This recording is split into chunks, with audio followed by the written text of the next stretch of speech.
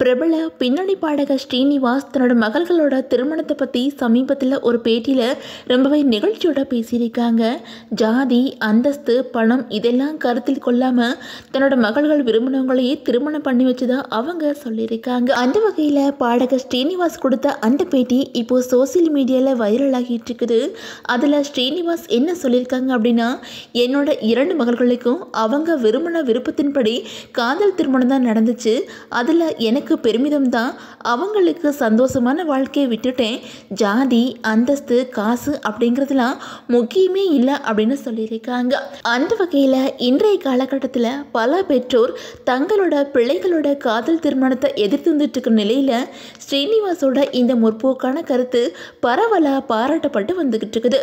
தன்னோட மகள்களோட விருப்பத்துக்கு மதிப்பளித்து அவங்களுக்கு ஆதரவாக நின்ற ஸ்ரீனிவாசோட இந்த செயல் சோசியல் மீடியாவில் வைரல் ஆகிட்டு இருக்குது. அந்த வகையில் ஸ்ரீனிவாஸ் அவங்களோட மனைவி மற்றும் 2 மகள்களோட வாழ்ந்துகிட்டு இருக்காங்க.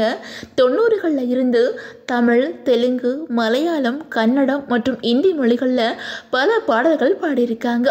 அவங்களோட சில பிரபலமான பாடல்கள் காதலன் படத்தில் இருந்து என்னவளே அடி என்னவளே, மின்னலை படத்தில் இருந்து மின்னலை, காத்திருக்கிறேன் படத்தில் இருந்து சொல்லாமே அப்படின்னு சொல்லிட்டு பல ஹிட் பாடல்கள் கொடுத்துருக்காங்க. இந்த நிலையில் பாடகர் ஸ்ரீனிவாஸ் தன்னோட மகள்களோட திருமணத்தை பற்றி பேசின அந்த பேட்டியில் ஜாதி, அந்தஸ்து முக்கியமில்லை அப்படின்னு சொன்ன அவங்களோட கருத்து பரவலாகி வந்துகிட்டு இருக்குது. இது ஒரு நல்ல சமூக மாற்றத்துக்கான அறிகுறியாகவும் பார்க்கப்படுது. சமீபத்தில் கூட கவின் அப்படிங்கிற ஒரு இளைஞன் வேறு ஜாதி பொண்ணை காதலிச்சதுக்காக அந்த பொண்ணோட சகோதரன் கவினை சரமாரியா வெட்டி கொலை பண்ணியிருக்காங்க. இந்த சம்பவம் பெரிய அளவில் பரபரப்பை ஏற்படுத்திக்கிட்டு இருக்குது. இப்போல்லாம் யார் சார் ஜாதி பார்க்குறாங்க அப்படின்னு சிலர் கேட்டுக்கிட்டு இருந்தாலும் இன்னும் பல இடங்களில் இந்த மாதிரி ஜாதி கொலைகளும் ஆணவ கொலைகளும் நடந்துக்கிட்டு தான் இருக்குது. ஆனால் தன்னோட பிள்ளைகளோட சந்தோஷமும் அவங்களோட மகிழ்ச்சியான வாழ்க்கையும் தான் தனக்கு முக்கியம் அப்படின்னு சொல்லிட்டு ஸ்ரீனிவாஸ் எடுத்திருக்கிற முடிவு பலராலையுமே பாராட்டப்பட்டு வந்துக்கிட்டு இருக்குது. பாடகர் ஸ்ரீனிவாஸ் சமீபத்தில் சரிகம்பா நிகழ்ச்சியில் நடுவராக கலந்திருக்காங்க.